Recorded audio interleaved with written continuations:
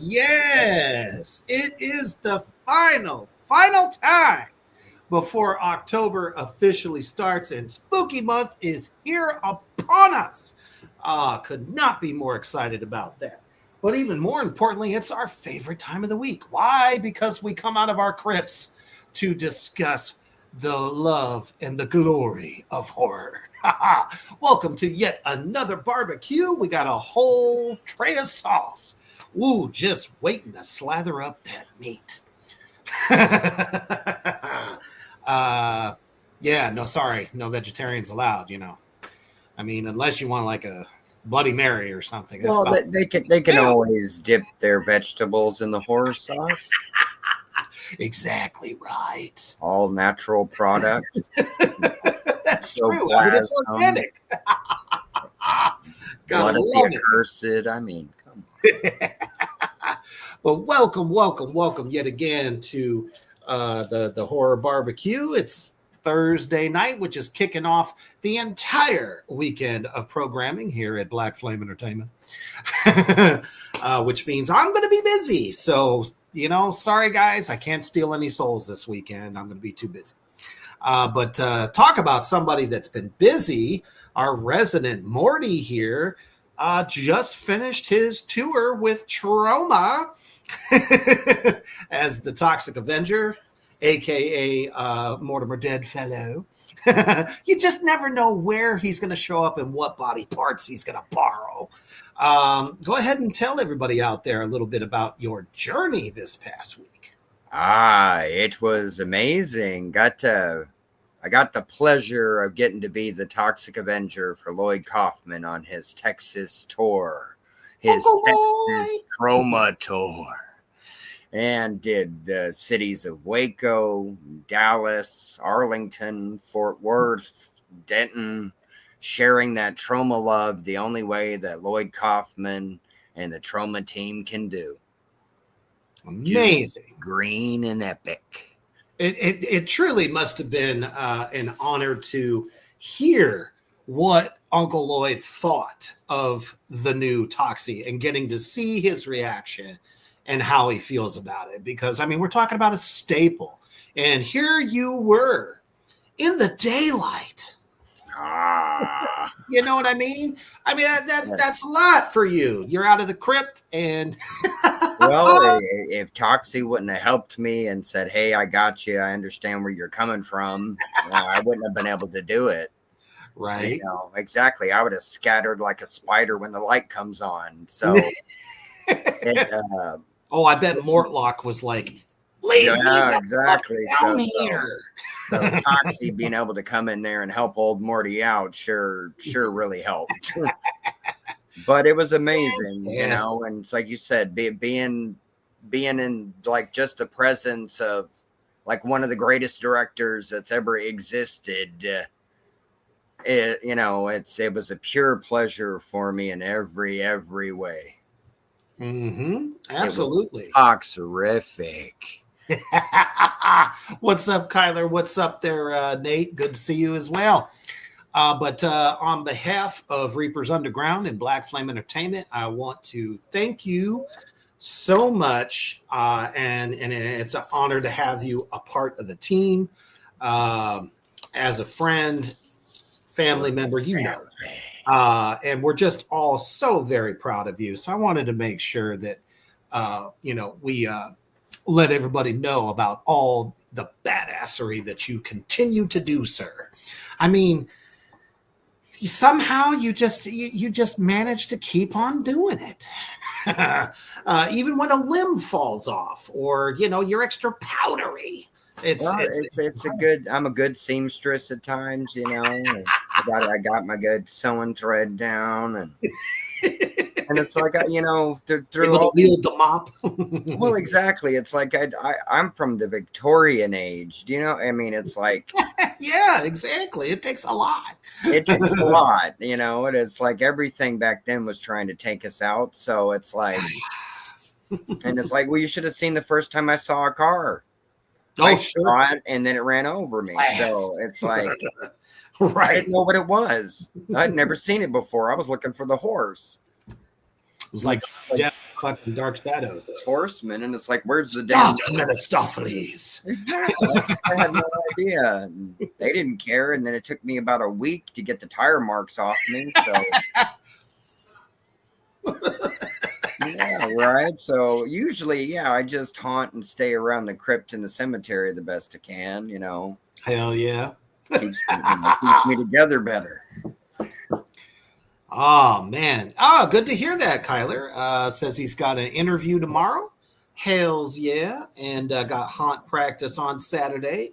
Awesome. Love to see our demons doing all the amazing things. And then Babylon himself shows up, and we didn't have to summon you this time. I did. See, well, you got that. I got the power of the pumpkin. I got the power of the pumpkin. That's what I got. And he showed up just in time to see my new priest attire. So I guess that was the icing on the cake. He knew I was putting on the unholy icing. It's the icing on the crypt. Right. Good to see you, man. Good to see you. And I was just about to say, this is the time to share this out. Anywhere and everywhere there is a horror lover.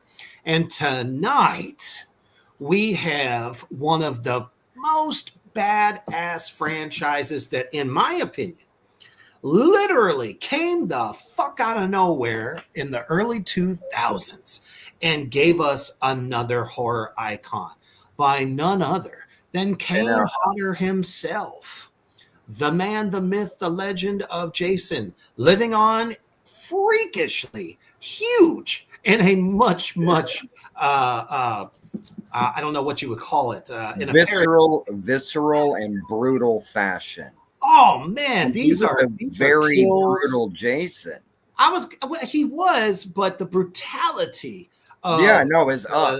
It's the Hatchet series is second to none. No, I agree. Skin being pulled off. We have heads being ripped out, spinal cords. He gets his weapon, whatever weapon he's using, caught in every body, and then has to try to dig it out. It's an unbelievable franchise, and we're going to kind of take you through each one of these, as much as possible. That always got me is you got that mutant size, just super strong killer. Look at him. Yeah, and to me, I kind of thought about that. Really, Ada, you made me think about it when we knew that we were doing the Hatchet series. It's like if he grabbed a mop instead of that axe and things like that, it's like the strength level, the durability level. Oh, I'm sure. Right on pair with Toxie. It's like he's no joke. And it's like, but even as Jason, which I love Kane Hodder as Jason and CJ Graham, I love them all. Absolutely. But to me, they were some of the most brutal Jason. By far. And to this, Kane every one of them, Kane turns the volume of brutality to 1,000. Oh, and I bet his mouth was just fucking watering when he got the script for this one. Oh, yeah. It's like, it really is. It's somebody, Adam Green, that grew up with that pure love of 80s horror, like you and I did, and, it's like we loved 80s horror before it was the 80s. Well, and I think that he felt just like we did because the original poster, this is on the original for Hatchet #1. It literally says it's not a remake, it's not a sequel, and it's not based on a Japanese one. Old school American horror. And he was like so many of us that were like, all this shit is getting very, very watered down. Yeah. And he took the charge. Adam no, he did. I would agree with that completely. And I would go as far to say, in my opinion, and this might be a hot topic for some folks, but very much so. Probably. Well, I believe that we probably wouldn't have ended up getting Terrifier if films like Hatchet didn't happen. Didn't start the way for that style of like in your face, practical, brutal effects. And not a single one in this series of films disappoints at all, you know, and it's like the creativity alone for all of them on just the kills for the character to do are, yeah, it's like that's next level stuff. Oh, without a doubt. And I bet that everybody thought that it would not prevail the way that it did. Right. Right. You know, because we've never seen Kane Hodder do a comedy horror before. So one didn't know what to expect with this. And let's face it, it was an independent horror film. Was it on the higher end of independent horror films? Absolutely. But at the end of the day, you know, they had a very, very limited theater run on this one. Yeah. As well as the second one. Yeah, because people... I don't think that the third one was direct. So... Yeah. As well as... And that was the only one that Adam Green didn't direct himself and didn't appear in. But for like the series of films, exactly, it's like, to me, it really was. It's perfect for us because it was underground to begin with. Completely underground. Even though it has like a powerhouse horror star like Kane Hodder. You know, and as he wasn't exactly enough to really make...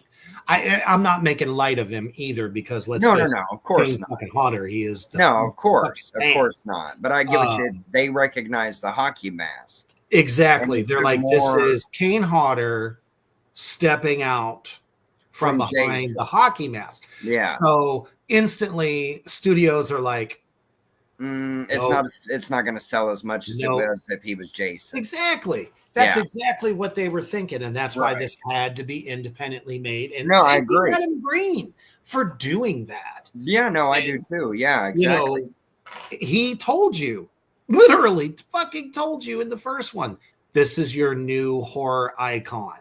Yeah. And guess what? Victor Crowley, just like that, blew up in the underground. Yep. Because this is an excellent fucking story. Well, that's what I'm saying. And it's like, okay, it's the same. I hate to keep bringing up Terrifier for that point because we're doing Hatchet, but it makes the point of it. It's the same to me on that end, because Terrifier at first, people didn't know what to make of it. Nope. It had to find its audience. It sure did. And then once it latched onto its audience, like, oh, wow, it's the same thing with this one. It's like Victor Crowley had to start, you know, getting some hatchets in there, you know, to really get people's attention. Well, and then you gotta cut a few limbs off. Well, no, exactly. And it's like, you gotta trim some of the fat. You have to up their game. You have to push somebody through a wood chipper. Exactly. You know, you have to take ordinary garden tools and suddenly turn them into, you know, weapons of mass destruction. Hey, it does say be careful where you point those when operating, you know, so it's just he's got a problem with safety levels, and he's not doing it to himself. So, and he also knows that he goes, you know, back to the ether and then returns at night. I mean, that's part of the lore. No, exactly. And what a lore it truly is. Oh yeah. I couldn't think of a more interesting type of lore. You know, and I think a lot of people were thinking of, oh, here we go, we're doing backwoods fucking New Orleans type, you know, country shit. Right. And people probably ain't gonna dig it. Well, Adam Green was brilliant because he knows that everybody wants to go to fucking Mardi Gras. So what better? And everybody wants to take the voodoo tour. You know. Hey, what's going on there, NC-17? Good to see you, brother. We're talking about the Hatchet franchise. Just amazing franchise at that. And I just realized that we did not take our commercial break, which we definitely need to do that. So before we get into the guts,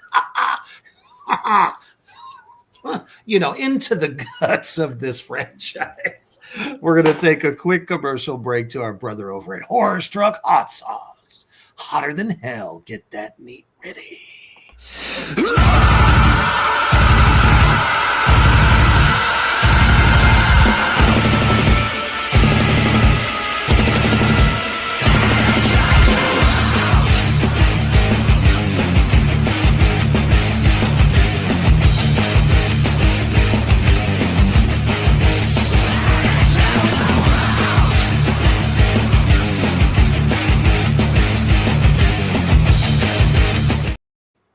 I'm telling you, and I've been telling you all's asses to get over to horrorstruckhotsauce.com. Particularly the lament configuration will turn your meat into the fiery depths of hell. With excellent flavor and leave you wanting to masochist yourself some more right after that. So you might want to, get the box and everything, get over there and get some Horror Struck hot sauce and try that new creature feature jerky. Everybody loves that beef jerky. Well, you haven't truly been horrified until you've tried the creature feature. Yes, I could not agree more. NC-17, definitely a fantastic fucking franchise. So here we are, smack dab in the middle of New Orleans. Everything is excess. Everyone's partying. And, people want to take tours. And they want to take specific tours that involve lore. Well, what better than the lore of Victor Crowley? Because I love how Adam Green set this up for a sequel. He doesn't give you the full backstory all in one shot. That wasn't even necessary to sell this film because it's enough that this was a haunted tour. So right there, that's going to grab anybody that is into paranormal, yada, yada, yada, all that stuff. He's already raked in those folks. And then you slap Kane Hodder, who looks like he was pumping iron so fucking much. He is particularly swole in this film. And I mean, all they had to do really was to do his face, prosthetics and everything. Practical as fuck. To turn him into the legend of Victor Crowley. People just didn't realize that he was basically going to be Brock Lesnar from WWE in terms of size and ferocity. This is, it's Kane Hodder. It's Kane. It's like for people, I've never seen him like this before. No, because nobody let him. Mm-hmm. That's what I say, 100%. Because to me, and as well, Kane is no joke. Kane can act his backside off. Oh, most definitely. And he can do any role that people are willing to give the man. Mm-hmm. It's like you got to realize, yes, he is Jason Voorhees. He will always be Jason Voorhees, but his range is far and beyond Jason. Jason's one character. Okay, he can do more than that, and I think, and Adam Green, I believe, saw it too, that Kane had a point to make. Yes. So you don't just get Kane as Victor, you get him as his father. Right. Without the makeup. And I believe that Adam truly understood what Kane was trying to do, because sometimes it's nice to not have to be the guy in the suit and you get to be the guy outside of the suit. And you felt that shit too. Now this comes in, I'm trying to remember if it comes in more so in the second film. They go through the backstory more than they do the first film. Well, yeah, the first film's more of the shock factor of the haunted tour. A bunch of people, that you have some what they were looking for. They were looking for some excitement. They wanted to get their scoop on. It's the man's property. But first of all, you kick off the film with Robert fucking Englund. Yes, indeed. Yep. Can't get your gators tonight No, not really. because you're going to get turned into a pair of boots or balls for earrings for Mr. Crowley. Not Yeah. to mention the great Richard Reel. Oh, Oh yeah. my goodness, he makes me laugh, and literally everything he does, him and his wife in this particular film are just the stunning. They're Yeah. the typical. We're not from here. We just wanted to take the tour. We're We all thought it'd be really fun to excited. do with the family and the kids. Yeah, exactly. Yeah. Oh, and you just feel for these guys. And then we have the upstart of Perry Shed. Yes. Yes. Who will be a mainstay in every single film. I Yeah. love that. I love the fact that they were able to turn it into he has a twin. His twin made a bad decision and lost his ass, pretty much literally. Well, see, it's like the point I want to put across for all these films. Okay. Victor Crowley does not appreciate trespassing Sure on his don't. property, disrespecting his family members in any way, whether they be living or unliving.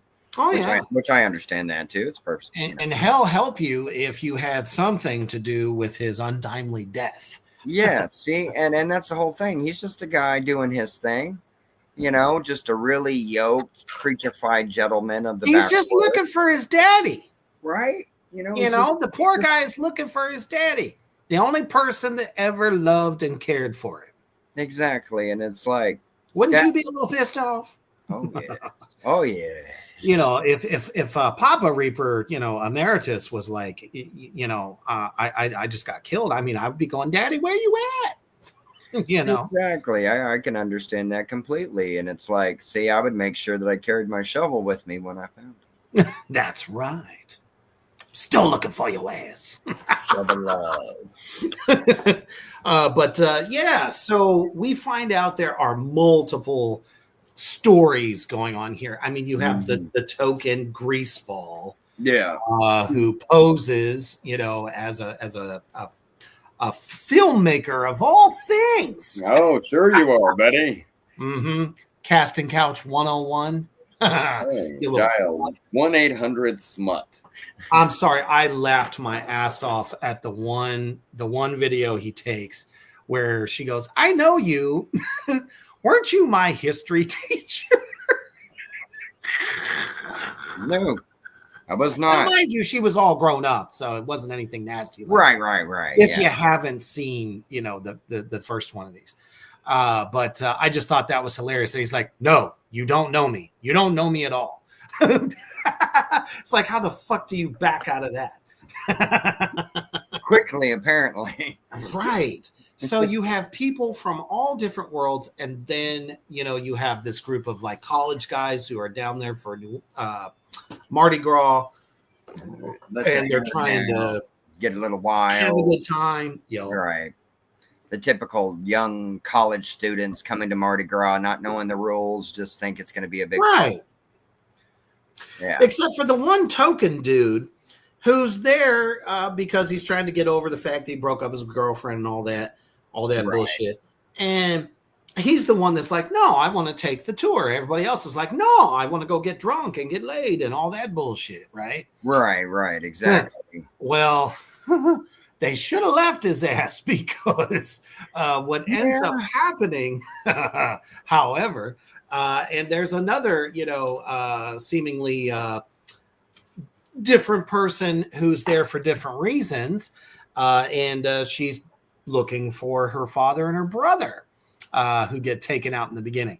So all these, different walks of life, and they get thrust into this thing. And we quickly find out that when you hear this, I don't know what you would call demonic mongoloid type voice, say, Daddy. Yeah. The moment you hear that, it's too late. Pretty much, You yeah. might as well just, pack your fucking suitcase.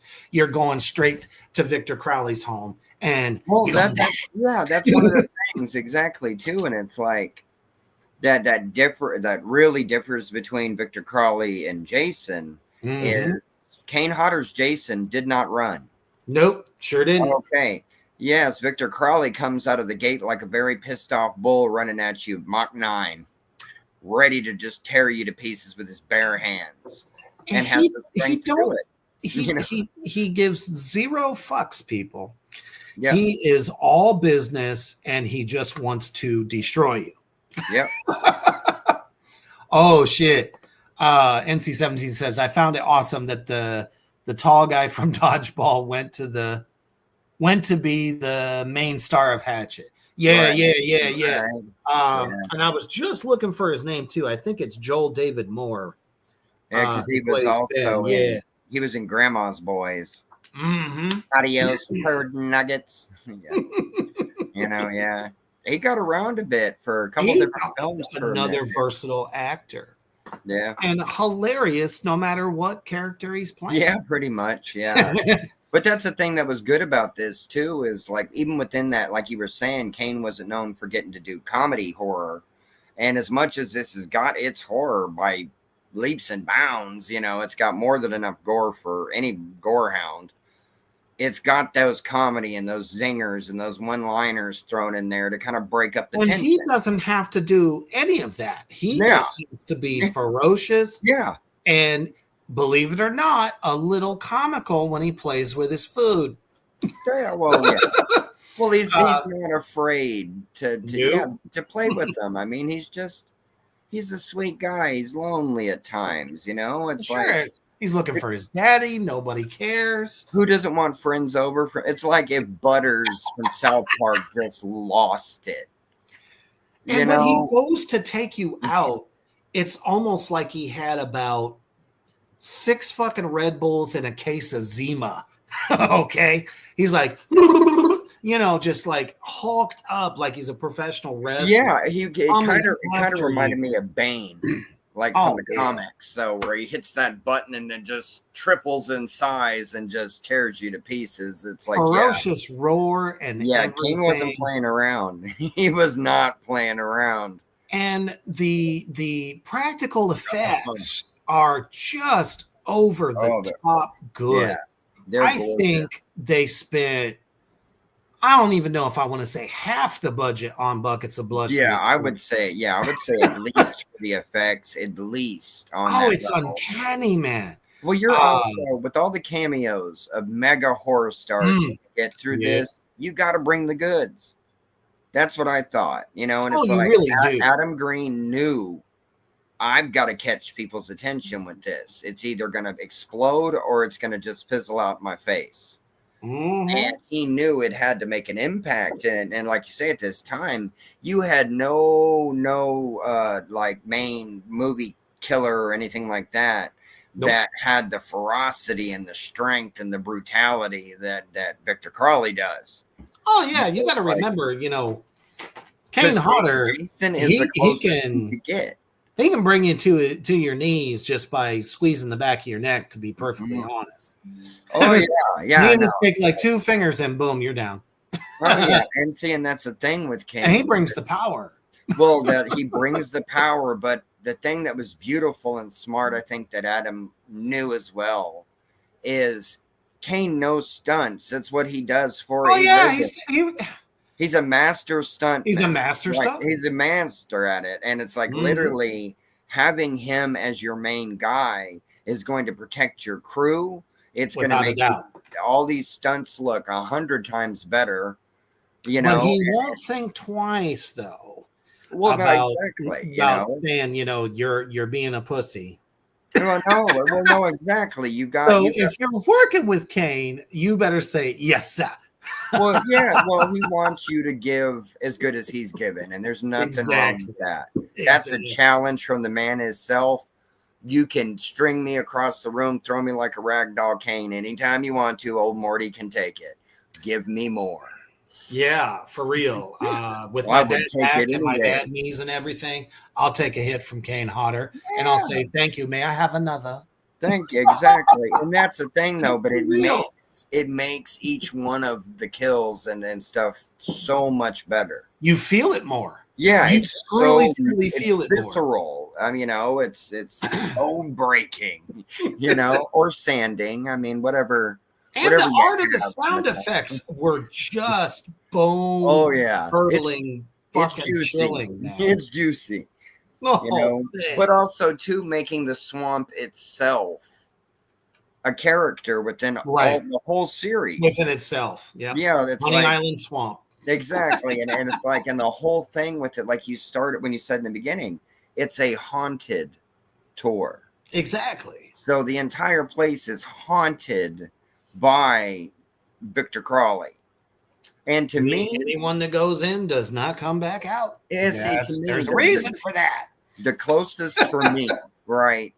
And it's not exactly the same, but you'll understand. It's like the closest for me that I could think of that made me think of Victor Crawley was the ghost from 13 Ghosts. Oh, yeah. Mm-hmm. Because it's like, oh, yeah, no, he's not always standing there 100% 3D in front of you. Right. And then most of the other time he is, it's that haunting cycle of this tormented hulking beast that will that's the thing, flatten you. What is more terrifying than a killer that is still tormented themselves, a slasher that is only killing out of his emotional rage of not being able to find his father? Yeah, has no idea what has happened to his father. And that's what makes this particular horror icon that much more brutal and tragic. Like you actually feel sorry for this guy. Oh, I do. Very much so. And yeah, I mean, I feel it. I put him on my Christmas card list. Yeah, for Yule. It's like, dude, I'll send you a card for Yule, man. Not a problem.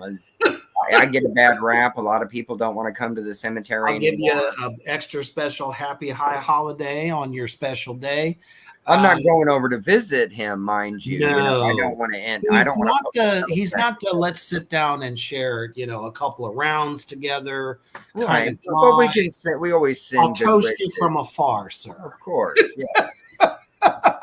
It's like, we're not going to be playing pinochle or bridge or anything like that no 5-card stud, none of that. It's like I'd be more worried about him splitting the cards or splitting us, and it's like I've got enough stitchings into me as it is. I don't need more. Right. I still have all my original teeth. Oh, so kind of important. I know. Right? You. All right. So I think somebody stole mine when I was in the funeral home. I'm pretty sure. I found him later, but didn't find my teeth. Well, Beelzebub has tried to steal them in the past, and I just keep telling him, dude, I'm sorry, get over it. You're H.P. Lovecraft creation at this point. Man, I mean, you gotta understand. It's literally like water cooler work chatter that he does now. It's like, dude, you're not even getting into your work anymore. You don't enjoy it anymore.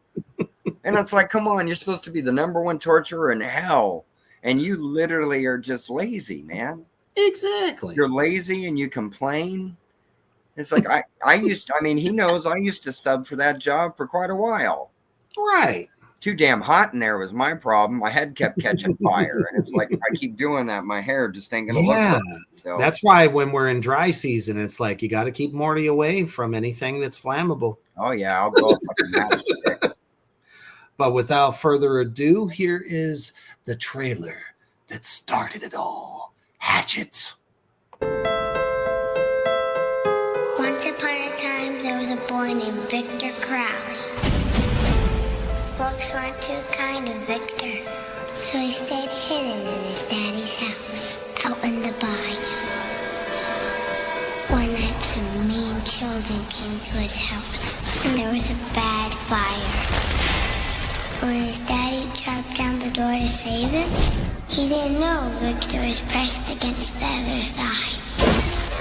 And poor Victor Crowley died. They say people disappear in those woods. And legend has it, if you get close enough to the old Crowley house at night, you can still hear Victor Crowley roaming in the woods, crying for his dead.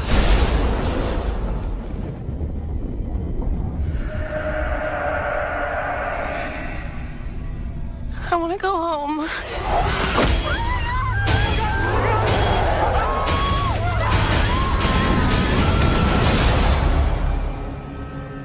We're all gonna die.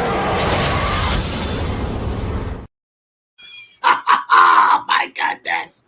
You know, right there, I think set the stage before this film even came out in 2006. Oh yeah, it just started, brilliant. it started to get a buzz. It really did, just from the trailer for people, and then I see why.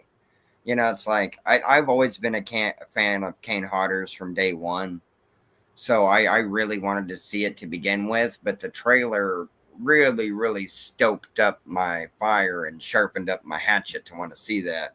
Yeah, for real. Yeah, Because it gives you a feeling of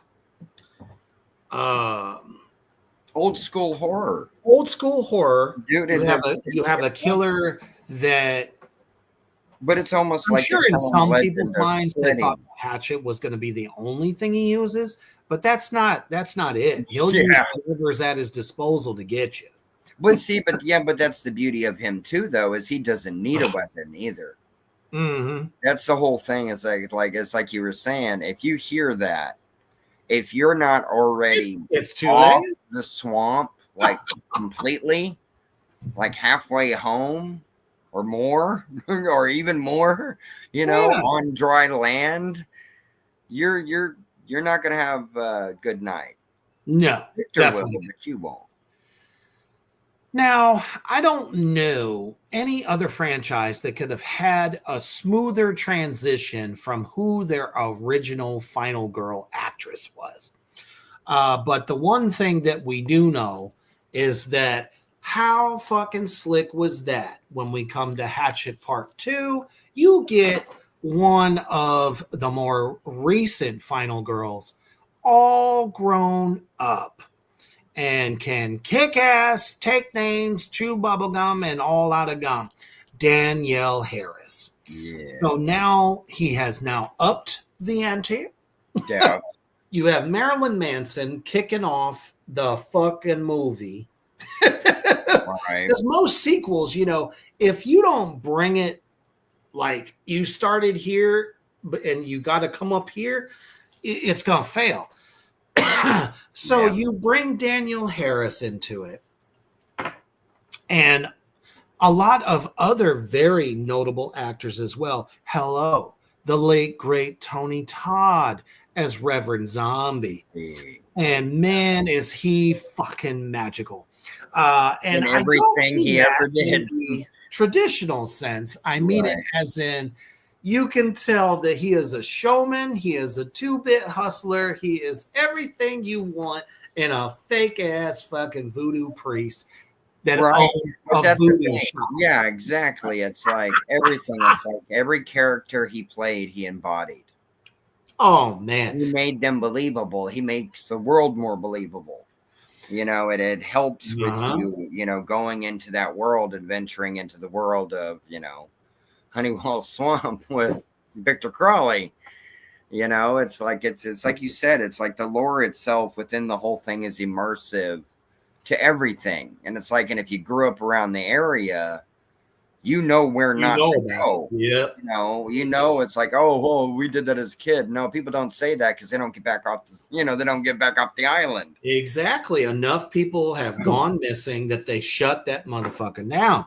Exactly. And they find out that Benny boy, was naughty and took those people out in the first one without getting consent from Tony Todd's character, the Reverend Zombie.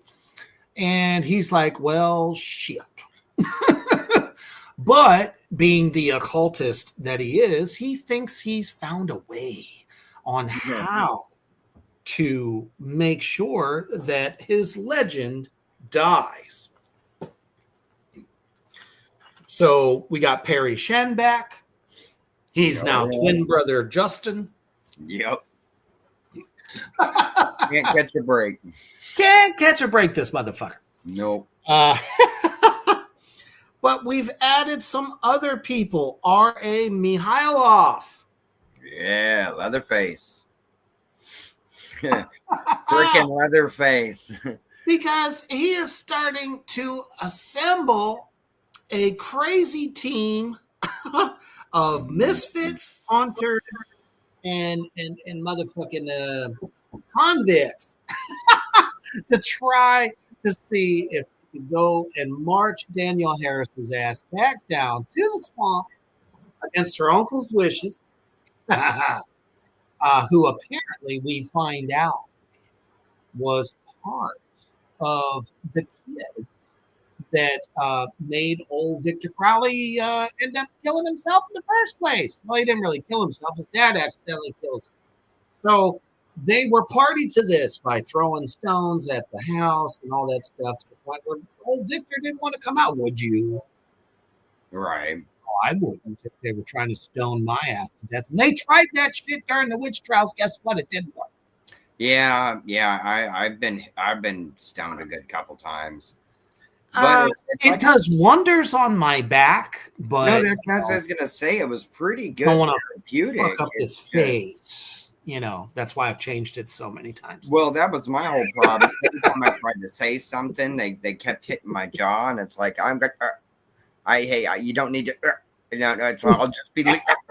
And I got to keep fixing my jaw, and it's just a pain. It's like, damn, let us say something. You just keep piling on the weight. It's almost like how Beetlejuice reacts to hearing his name. Yeah, Beetle.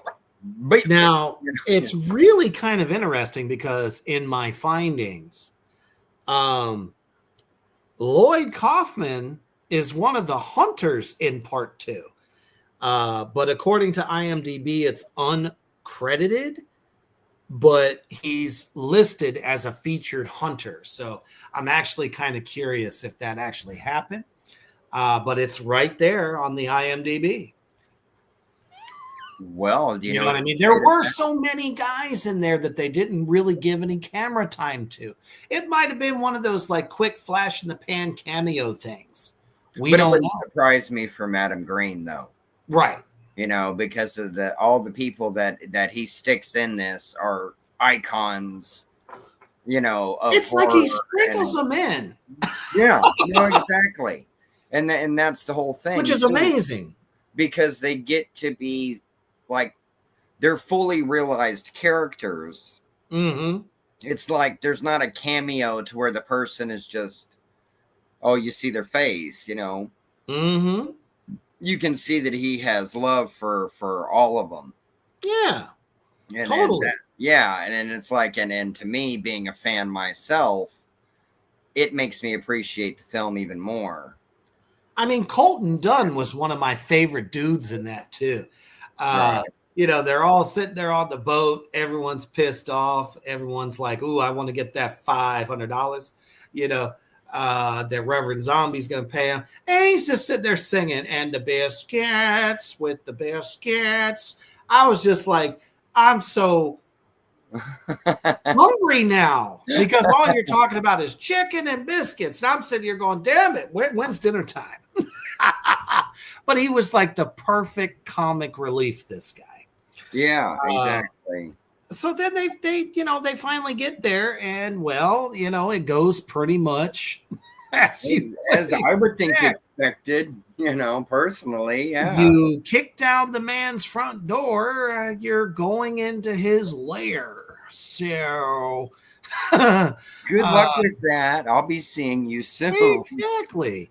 One by one, these hunters are getting, their asses kicked. But I do want to point out the best one of them all is, these two are getting it on, doggy style. One loses its head, and then suddenly it gets better for the chick. And she's just wanting him to say, tell me you love me. Tell me you love. Here she is getting screwed by a headless corpse. And how can you not laugh at that? She's like, oh, geez, calm down. It's like a chicken with its head cut off, Oh, Literally. yeah, very much so. Very much so. He was Oh, my goodness. headstrong and cocksure. Exactly. Well, So no, he was head gone and cocksure. Can't put a hat on that. No. Nope. Nor can he speak at this point.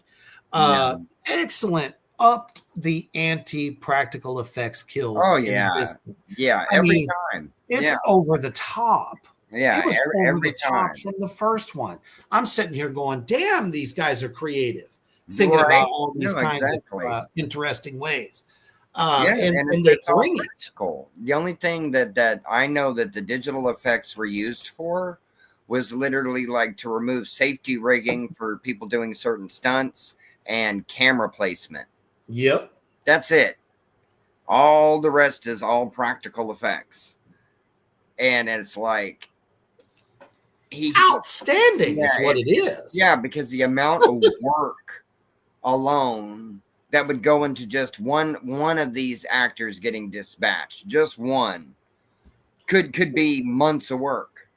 Oh, literally, man. There's no fucking way that it was but he's that a easy to slasher do. version of a wood chipper, like you were saying. He's like running into a buzzsaw. Mm-hmm. It's like you're not leaving Victor Crowley in one piece. No. Two if you're lucky. Right. The rest, it's like pickup sticks. I'm trying to see if I can find. And also a little tidbit for our demons. The first film's name, while it was being created, so being filmed secret so people don't know what it is, was called Love Rodeo. And you would never think that for Hatchet, but that's exactly No, you definitely Love wouldn't. Rodeo. But it would have been awesome, though. Either way. You're right. Special effects makeup artist. We got Jennifer Smith. We got Greg Smith, the sculptor for Victor Crowley, who worked on the newest Superman. Let's see. You got another one. Cheyenne Swisher. I mean, it's just a ton of women that were behind the special effects on this film. Unfucking real. Good for you. That was fucking amazeballs. But that's the thing too. It's seeing that. It's seeing that talent and realizing that's a lot of pressure to bring your A game to the front. And there's a lot of amazing makeup artists. Oh, absolutely. In the indie world, there's an amazing work. Tons. Tina Reynolds is one that I've worked with in Grind. And I believe she's going to be working on McQueen, which is we haven't announced it yet, but yeah. Right. And it's like, you can tell that Adam, with the love for the old school films and the practical. Because that is what brings it real. That's true. Brings it. It's true. Like no other. If that's what you grew up with these masters, of film and horror, you're gonna know. Like Joe Castro. They've shown us how to get the job done with little to nothing at your disposal. That's the same thing. Joe's actually a perfect person to bring up because it's that eye, it's that detailed eye for the passion that comes into having those type of films to make it more visceral, make it more real, put you there with it, like you're standing in the goop trying to run away yourself. It's like right. That's where this series of films just shines through in every one of them. So just tons of great fucking story, all the way around. Not to mention, we have a lot more dismemberment and full body cavity destruction. Oh yeah, all kinds. It's like it's really hard to deglove an entire body. But Victor has those talents. I mean, he really gets into his work. You know, it's like he's put a lot of time and effort That's the truth. into dispatching people that trespass on his property. And with a $7 million budget, I mean, they definitely were able to pull off literally everything they wanted to in this film. And it was fucking amazeballs. But for some reason, and, you know, I hate that period of the 2000s. So you have a killer cast, a killer continuing story where it left off. Yeah, you have every one of these excellent fucking celebrity horror starts with the final stars scene themselves. You would have thought that when it went to the box office that it would have did just as well as the first one. Unfortunately, it fell short. So the budget for the next one just wasn't quite what they were hoping. Right. And that is for the third installment, which in my opinion, they were able to make wrong one. Sorry. Movie fucking magic with this third installment, because the celebrity cast got even fucking bigger on a smaller budget, people.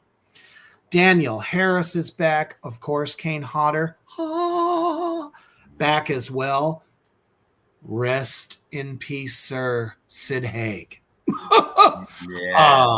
You got the gal from Texas Chainsaw Massacre Part 2, the radio station host is in it. Yes. Oh, and let's not Caroline Williams. Yeah. And then let's not forget the kid from the Gremlins movie. The one that led the charge against them all. Yeah. Yep.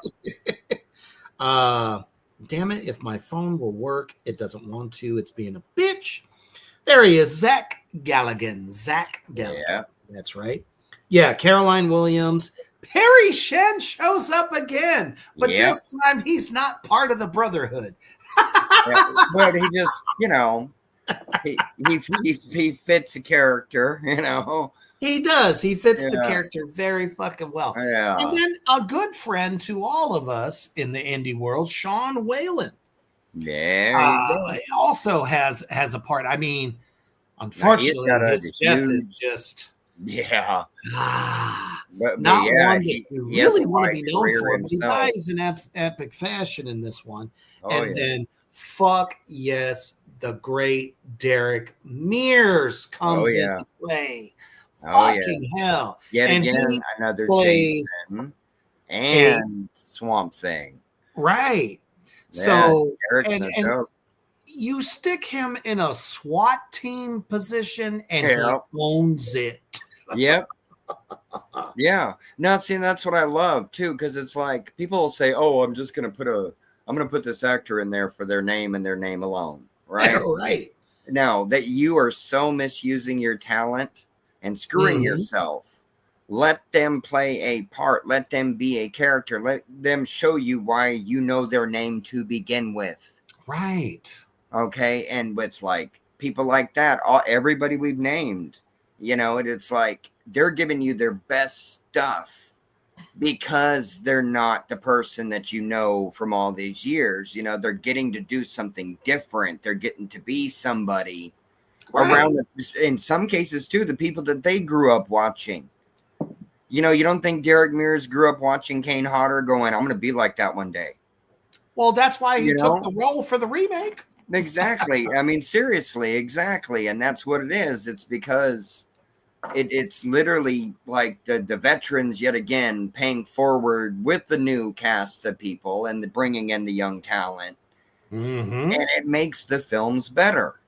And in Morty's opinion, you hit the skull right on the corpse with that one, sir. That's the thing. Yes, there are phenomenal, major fucking horror royalty in this film, but they have a younger cast, or let's say not as experienced cast, sprinkled and around that meld so ooey, exactly. horror goodness It fills around in the them, world and that it you're just inhabiting. knocks the whole motherfucker off its heels, man. So, all you directors out there, independent directors, might want to think about that. Because that's why this third installment has never, let me say it again, has never, one more time, hasn't stopped streaming in years. Literally years. If any of the franchise, part 3 is always being watched. Yep. I'm telling you. Yep. I am not lying about this. And there's a reason for that. Cast is superb. Everything is superb in this. I said part 2 was made for $7 million. This one was made for 1.2. Yep. And look what they did. They It's made passion. gold. Yeah, it's passion. It's learning from past mistakes. It's learning how to do things differently. You've got an established guideline story of lore, For sure. you know, and it's like I said, each film starts. The next one starts with the last scene from the one prior. You have a director that's willing to tell a continued story. You know, it's like not just, oh, this one night this happened and da da da da da, and that's it. Right. You're always just calling back to that. No. You Know, can it's like have, you show up to this swamp, and Victor's going to dispatch you in horrific ways, no matter who you are, no matter who you think you are. And that's the thing. It's almost like he takes a nod from Jason Goes to Hell, where you have an epic battle with all these, military guys, but in this case, it's all cops. And they throw literally everything but the kitchen sink at Victor Crowley. I mean, you have the one comic relief, the little tiny cop, and I love him the most. Fucking pulls out a motherfucking bazooka. Yeah. and shoots it into the house. And you cheer for him. Like, you're like, yeah. Everyone's been treating him like dog shit throughout the whole film. And then all of a sudden, he's like, fuck this. I'm so sick and tired of it. I know my weapons. Pulls this thing out and attempts. But, does he pay the price? Wicked price, I might add. His death was not short in this film. Right. Yeah, and you feel for him. They were able to create characters in this film around the main characters that suddenly you now feel something for. You know what I mean? Yeah. And that's killer.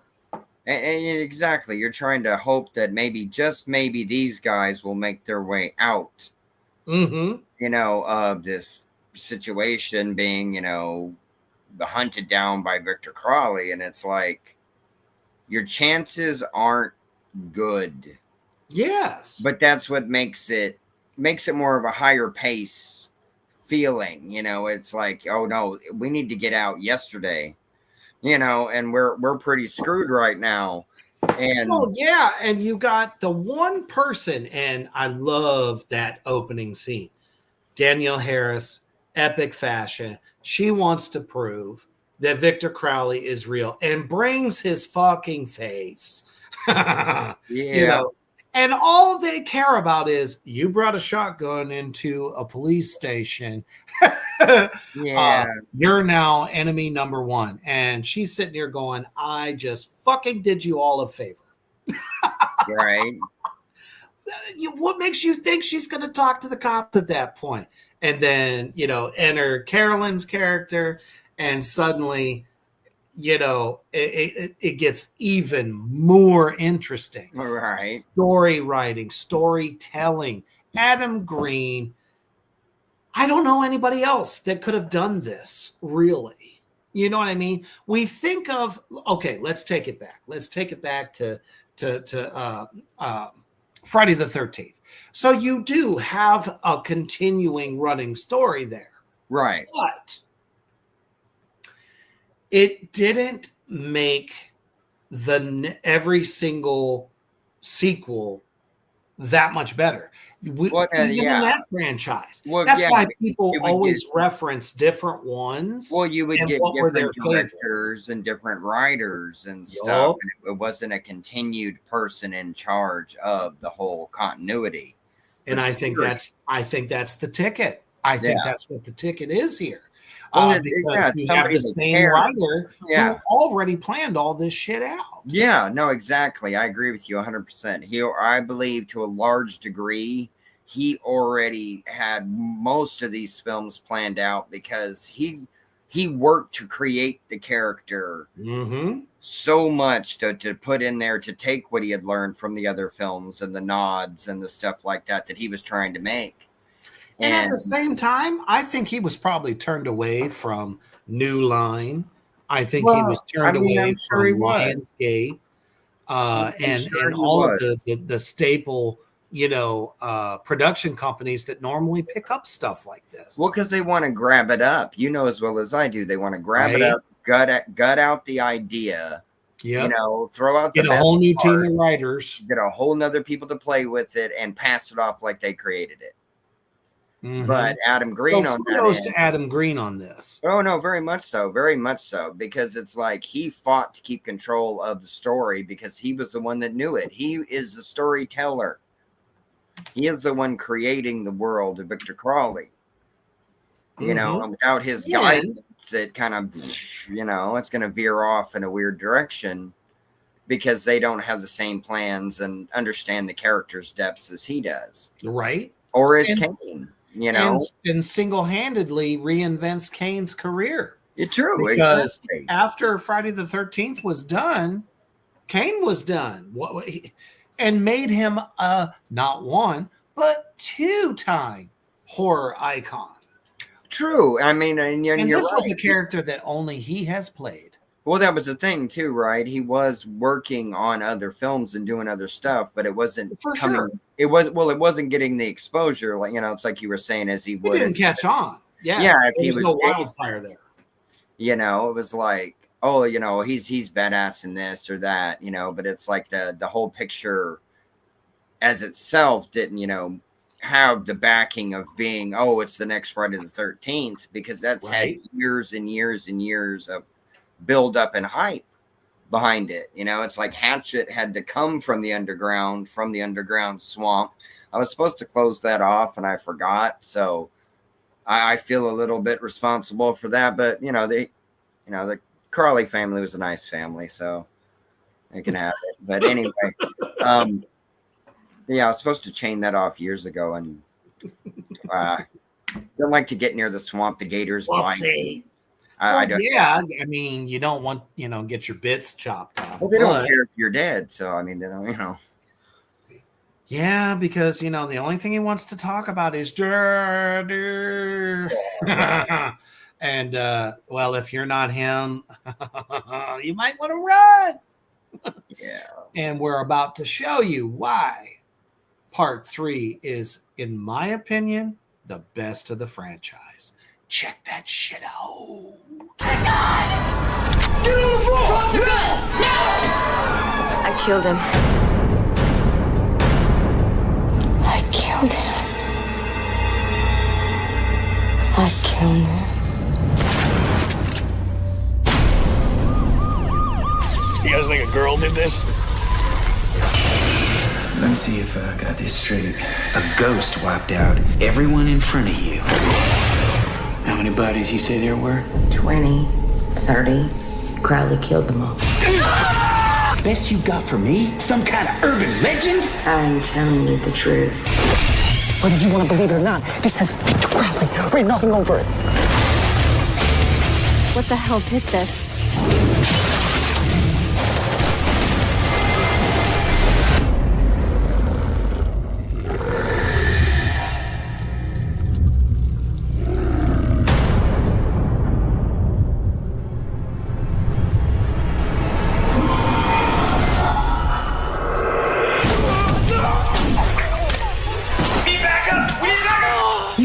He's dead. Killed him. Oh shit! Help! Help! Help! Help!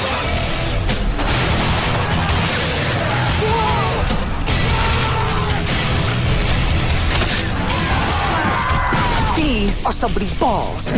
Balls are not supposed to be hanging from trees. That guy knows what's up. If we don't leave right this second, nobody's gonna be alive tomorrow. Eat this one!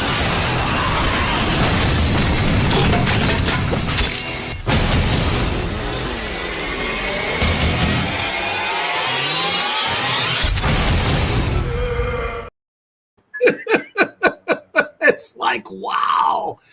You know, even if you're not a slasher fan, you got Drew into this third one because here's this, you know, obviously you can't kill Victor Crowley, right?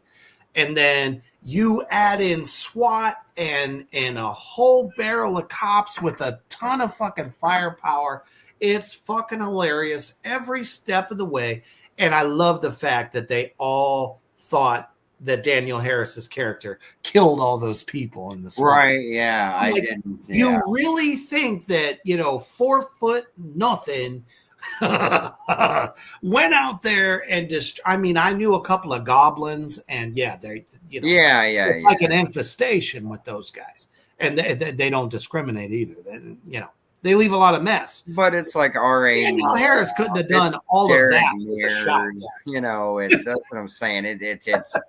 It's giant, extremely intimidating people torn to shreds, you know, with bare hands in some cases. And don't get me wrong, you know, Danielle Harris, exactly, no joke. I you know, it's like, hey, but I wouldn't say that I'd expect her just to tear people like they're Kleenex. Right? So, yeah.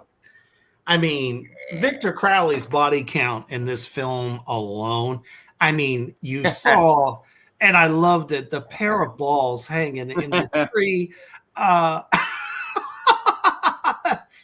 You know, if you wanted to make a warning, if the you know, the true Dark Prince, you know, Vlad the Impaler, right. You know, I don't think he ever left a pair of balls, but you know, you leave a pair of balls hanging in the tree. That's like a warning. Don't come over here. Right. You know, are you going to get gelded? Even the cops knew it. Right? Like, nope. All the guys cross their legs in unison. It's like, oh, ooh. It's like, I've got somewhere else other to be. Thank you. Bye. I'm going to call in sick right now. You know, it's like, yeah, that's the day you don't go to work. I'm like, I want to keep all my innards. I want to keep my outer extremities. You know, I want to keep all of that. Well, it's like you get that call. You know, you're at the donut shop. You get that call over the radio. Yeah, we're gonna go try to attack this killer murder ghost. That could you imagine? Oh yeah, no, I would quit. I'm sure that that's not even what they said over the radio. Oh yeah, probably they said, we got a lot of bodies down here, and we need everybody on deck. That is true. They probably tricked them all. That's wrong, man. I'd be so mad. It's like, if I survive this, y'all are going to catch some hell, man, because that is messed up. I did not sign up for this. You know, it's like, but that seems to be the thing, is it's like, how many victims does it take for people to believe that he's real? Right. I mean, it's like, it doesn't make any sense. So, I mean, at this point, they got to know he's real, that he's for real. And I truly, truly feel for Danielle Harris's character. Yeah. I was rooting for her. Oh, yeah. I was really rooting for her to come out of this unscathed. Well, she's good at that. She'll always bring that out in the type of characters that she plays. I mean, you know, he wanted to play chicken wing with a tree. And at least we found out that once you threw Daddy's ashes on him, he'd go away. Right. But we found out too fucking late. And I remember sitting there in my chair going, girl, throw it now. Throw it now. She's telling you. He's standing right there. Throw it at him. Throw it at him. Do it. Right. Nope. Doesn't listen. Right. And he is more of somebody where you better want to act first. Because when he does, you don't want to waste time. Yeah, because if he gets to react, you're done. It's like you're not gonna survive what he's gonna do unless you're you Daniel can't Harris. play You chicken know, with it's him. like, You know, you might be able to do that on the highway with some dumbass driving, but you can't do that with Victor Crowley because he will react before you do, and by the time he does, you're done all the way. You know what I'm saying? So, so that, my demons and addicts out there in the Black Flame universe, that only leaves one sequel left. And this one, comparatively, and not because, Kane was a problem. He's not a problem at all. They decide to take this into the realm of today, current times. And suddenly, I think they watched one of the Screams and yeah, to a bit, yeah. Decided, I could probably take it in that direction also. So this is still Adam Green. This is 2017. Adam Green directed it. He wrote it. Mm-hmm. Okay. So his hand was on it all the way. But what we got, though, and this is the problem, it's 10 years after the events of the original film. Right. So in that 10 years is part 1, part 2, part 3. So this is probably like 3 or 4 years after that massive blowout in the swamp. And Perry Shen just happens to be a paramedic because, he's a chameleon. He can change forms and identities at the same time. Right. Right. Oh, you got to fucking love that shit. But yeah, well, it's like for these films, you look for him. Yep. And if he wouldn't be in it, you would miss him. And it's like, Exactly. where's he at? It's like, oh, there he is. Okay, there he is. And he's somebody completely different. Like anyone in 2017, and don't you dare say none of you would do this. If you were the survivor of something unholy, horrific, the first thing you're going to do is make sure somebody writes a book on it. Yeah. You're going to use that as, I survived. I'm a survivor. And yes, you're going to write my story because I'm the flavor of the fucking week. Right. Yeah. Don't even tell me that you wouldn't. And I swear, Adam Green knew this. Oh, and since Perry Shen didn't die in part 3, he was the perfect catalyst to poke fun at mainstream media. Yeah, so I applaud him for that. Yeah, yeah. I really do. If there was Oprah in their world, he would have been on Oprah with the new book. Lizzie says, who doesn't love a good running gag? Exactly. I mean, Perry Shen has made an infinite career based on these 4 films because he's literally done them all. Yeah. Yeah. Which is good. He was in on a going thing. Yeah, and he's proven to be a likable character. Doesn't matter. Kane or the true constants. Yeah, the series. Exactly. Yes, he has proven his worth time and time again, and we love that about Perry.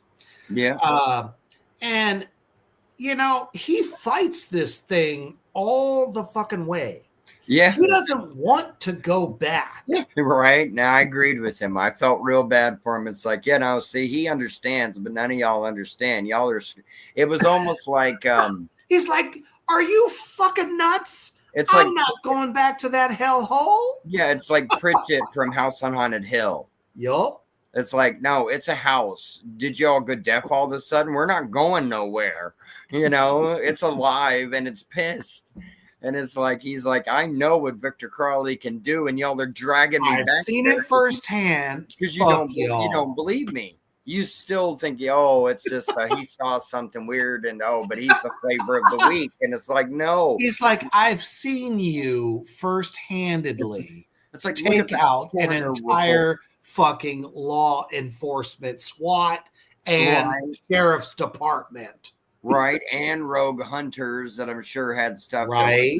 that wasn't legal to carry weapons trying to take him down. No, they definitely And- did not have Yeah, Crescent and City permits. Well, you just pissed him off. That's all you did.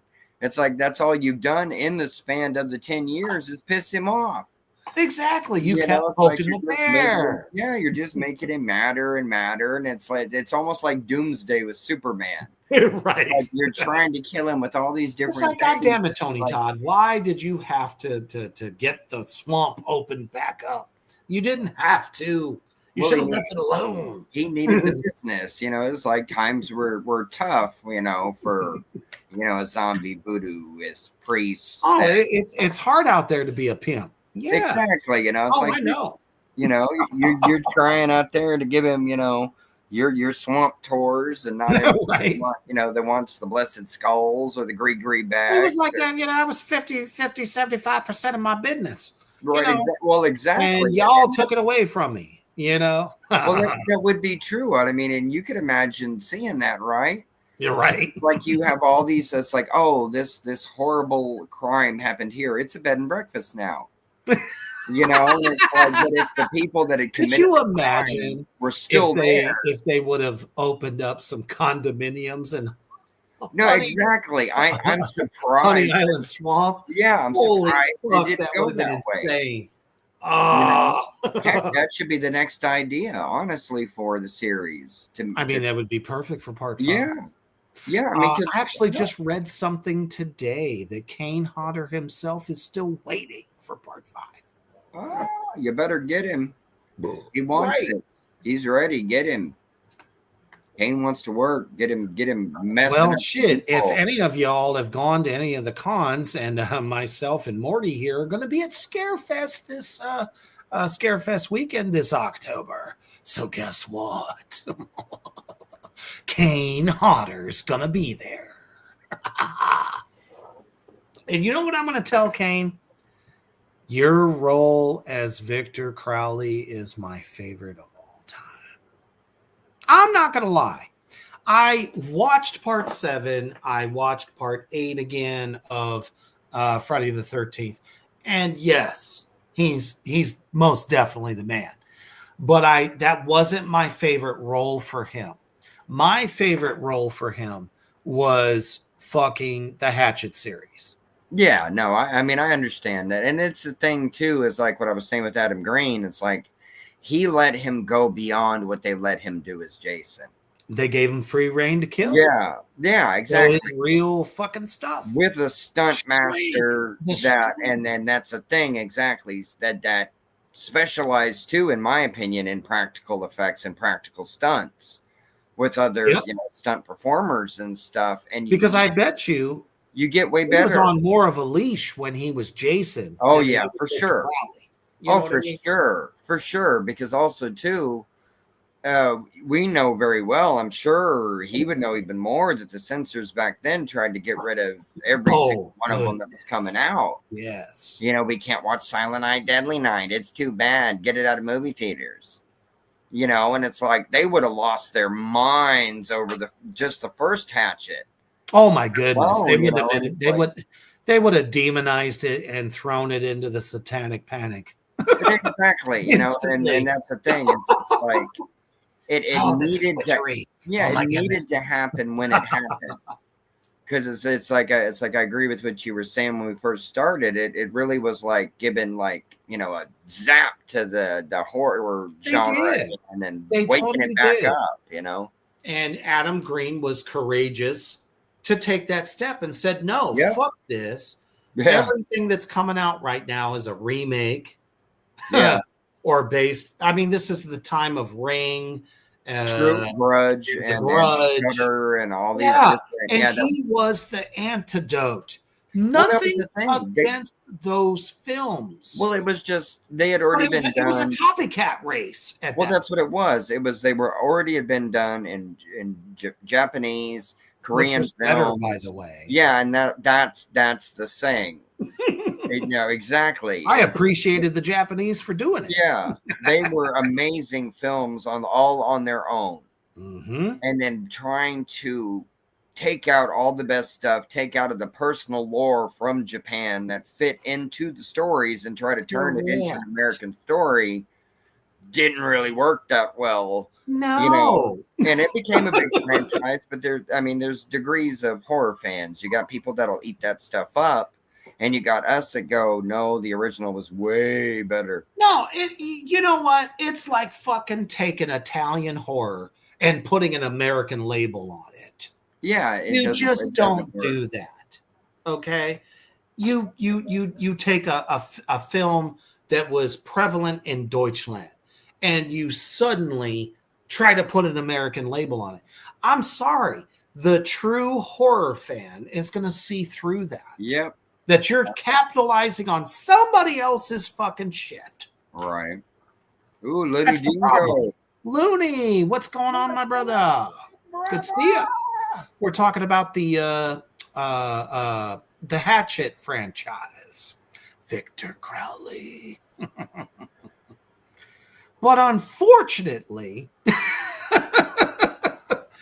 we kind of lost a little bit of ground with this fourth one. I mean, I get what Adam was doing. I see how he was able to, try to make it a little bit more with the times on a fourth sequel. Right. And there's nothing wrong with that. I mean, come on. Right. A good friend to Black Flame Entertainment, as well as myself and Morty, Felissa Rose, is the one that is directing Mr. Perry Shin to go to the swamp, and she goes with him. Yeah. But I have to say she suffers a very, very, very hot box kind of kill. Yeah. I mean, it's that was a statement piece. Am I wrong? Well, no, I agree. I think she's going to have a hard time getting good reception, but yeah. But it's like that's the thing too for me is having like a horror icon. Exactly, it's like you said, as with Felissa. We ought to ask her when we get to Scarefest. So what was it like, knowing that your phone was Yeah. But that's the thing too, is I'm guarantee you it's like she was willing to do it for the film. Oh, she thought it was great. You know what I mean? I know bet that's what I'm saying. One of It's the best gags ever. But that's one of the reasons too why us as fans, it's like love her so much. It's that passion for what she's doing. She becomes that character, and she sold that shit. Oh yeah, totally, and that's the thing. That's why it's so good to bring these people in, because it's their bread and butter. It's what they do. It's why you know who they are. Mm-hmm. Let them shine. You'll have a way better film. And the token talk show host that wants to have the best fucking story. Oh yeah, let's go down there. But then when you're down there, suddenly you don't want to be a part of it. Well, that's because you awoken. I see. And Looney's got a perfect point right there. Oh yeah. Yep, we definitely have discussed that in great length. Way more brutal. Exactly. But like you were saying too, it's how he moves, it's how he talks. It's for real. Yeah, it's like he's his own thing. It's like he's not Hills Have Eyes. He's not Jason. Nope. He's not this. He's not that. He's freaking. He was like a version of unholy John Cena running down to the mat trying to kill somebody. Right. But seeing that's the thing too. But I guess at moments he can do the "you can't see me." Yeah. And then that's true too. Where'd he go? Oh, we're fine, Daddy. Yeah. Ah, crap. Well, and then we have the great Dave Sheridan in there. Exactly. You gotta have our. He was the perfect comic relief for this thing, dude. It's Sergeant Doofy reporting for duty. Exactly. from fucking Scary Movie. Excellent Exactly. casting yet again. Oh, he's amazing. It's like, And then, who would have thought at the end of this thing, he's the one that makes him go away. He's able to get the fucking plane working again because it crash lands in Honey Island Swamp. Each one of them getting taken out one by one, in true slasher fashion. Just great fucking acting all the way around. It's not a bad sequel. I just feel that with how abrupt the ending was, right, it just didn't give that resolve that we're used to. Right. Yeah, because it usually, like you said, it's setting you up for the next one. Yep. And this one, yeah, I agree. It's like it's more of an abrupt ending than you're used to for the series of films. But it's still a badass film, like totally. But yeah, it's like you get the kind of feeling. And now I guess we're kind of in the state as Kane is, and waiting for the next installment. And that's the thing. And like I said, I did read up on it. It's been in stasis mode for quite a minute because of what they call behind the scenes issues. And what the behind the scenes issues is funding. And I think if fans, they could totally could come together. Calling all Terrifier fans.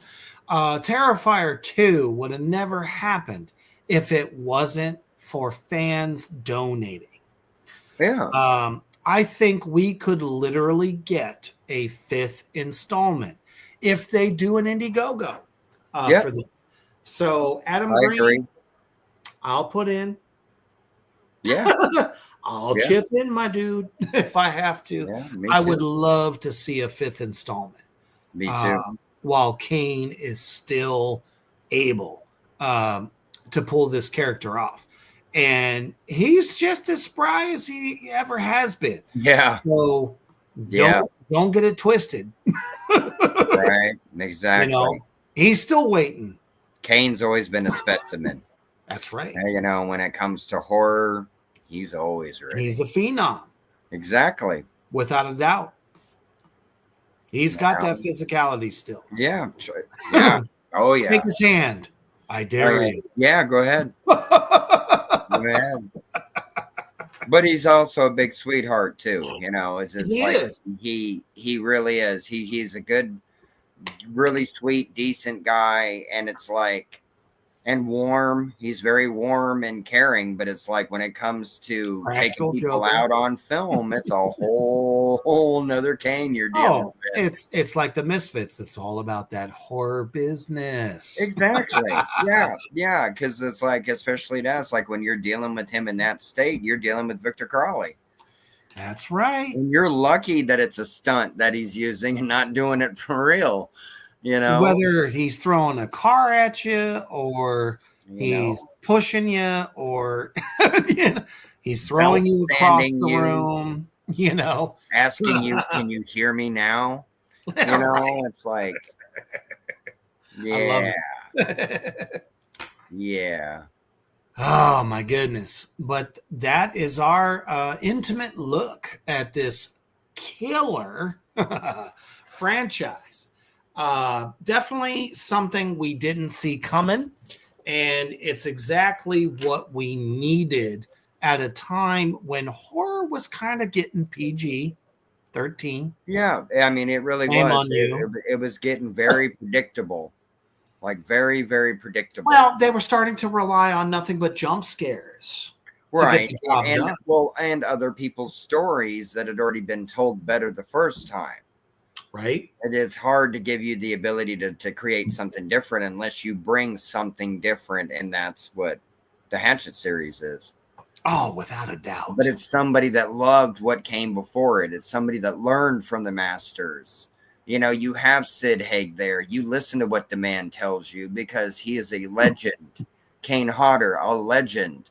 Felissa, tons of people that have been throughout this series. You know, it's Derek Mears, tons of people. Mihailov, yeah. Yeah, exactly. And it's like you can't get that kind of. No, you fucking bow. Tony Todd. Exactly. It's like Robert Englund. It's like one of my favorite roles he's ever done. Right. Yeah. And it's Candyman. like you get to let people play. You get to let actors that know what they're doing play and have fun in the world that you created. And you're going to get better stuff every time. Every time you're going to end up with a better film and a better product and more realized characters to where people don't feel like they wasted their money to see it. Exactly. You know, and this series also goes to show you just because it doesn't do as well at the box office, that next installment is going to be over the top. And everybody that was waiting for that next one and it went straight to VOD, they were there. They were ready. And it was a huge fucking success. And it was over the fucking top. So guess what, demons and addicts alike? These are all on Tubi right now. If you have not gone through, it's like listening to Led Zeppelin. Get the Led out, you're going to get the Crowley out because all of them are on. Yeah, just have a good time. Sit back, visit the visit the swamp, and see how it goes for the other people. And be happy you're safe at home. Right. Away from Victor Crowley. I know I wouldn't want to be caught in Honey Island Swamp. No, I only doggy paddle.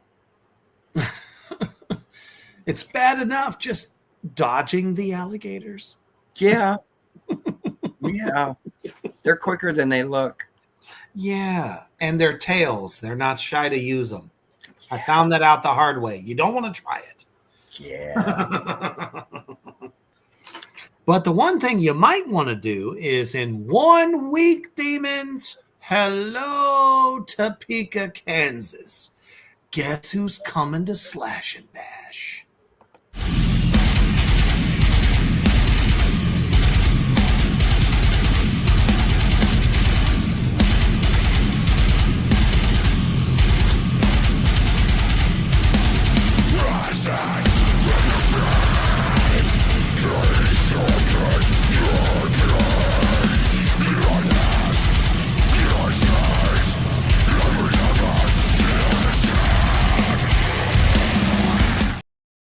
It's one of those rare times I borrow skin and put it over top. So, I don't scare the cleaning ladies and, firstborns and things of that nature. It is a pickle sometimes. You gotta, It really is. Getting your parking permit to where it's like, oh, we gotta park at this event. Right. At you and go, sir, you have no face. They're like, you have no finger. So, what's going on here? Apparently I got the car here. So it's like, apparently I can work. Don't face judge me. I'll get one later. I'm sure there's one lying around. Very true. But I'll be in Topeka, Kansas next Friday and Saturday. If you want to party with the devil, I will be there. And I will have all kinds of ooey gooey Reaper goodness awaiting you. DVDs, Blu-rays, stickers. I don't think my t-shirts are going to be ready, so sorry about that. But I do have a lot of other goodies that I'll be bringing with me, including screen-used props. So come on down, hang out with me. Let's light it up, Kansas, because at the end of the day, we're kicking off spooky season together. Looking forward to that shit. And thank you all for tuning in tonight. And I got to say, it was like, I couldn't believe when I put the ad up today that so many people dug it. And we checked that. So we want to thank y'all so much for that. It's warming our cold, black, dead hearts. Morty over there hasn't had blood for centuries. I'm one. I heard some thumps away from yeah. a paperweight. Yeah. So. Yeah, I heard a couple thumps in the night and was like, that hasn't happened in a long time.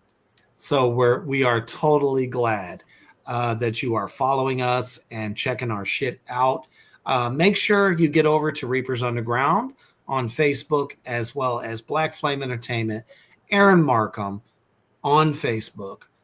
It's okay to reach out to the ethereal as the veil becomes thinner even more than it already is. You know that myself and Morty over there are going to be, flying around, checking shit out, looking for the right party. Invite us in, bring snacks, and definitely don't forget tomorrow, back after a whole year,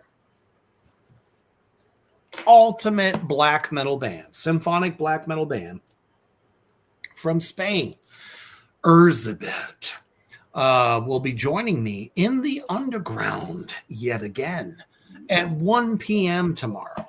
So you're going to get some early Reaper because, well, Spain is like 7 to 8 hours ahead of us. So it'll be evening time for Erzabet. But she's bringing some surprises, some good time to the underground. It's going to be a great time to find out how the band has been doing and everything that they got coming up, because they had a very successful festival run this past summer. And I couldn't think of another way to up the ante as far as the heat of the Halloween Havoc series. And I wanted to make sure that we brought them back for that, because they're killing it. And it's a female fronted black metal band, and her voice is unholy as fuck. She is so talented. So definitely tune in tomorrow, 1 p.m. Bring those questions and get them answered. And of course, we'll be discussing all things horror as well. So tune in for that tomorrow. And then later on in the evening, we will have Tracks of the Damned. And then it's time to sin together as one big, unholy, happy family on Saturday night, as we are back on the goddamn program with all kinds of tasty bits to bust those guts and have a good time and leave all those sorrows to the wayside. So thank you all so much. We appreciate you tuning in tonight. Share this out.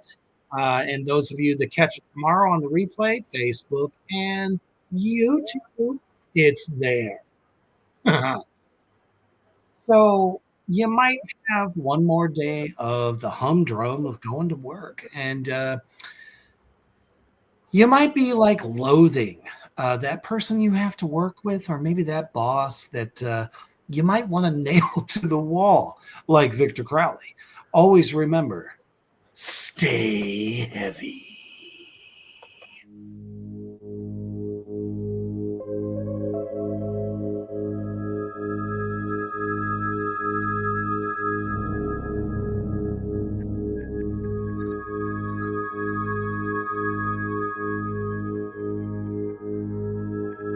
Thank you for joining us on Reapers Underground. Stay tuned for more from Black Flame Entertainment.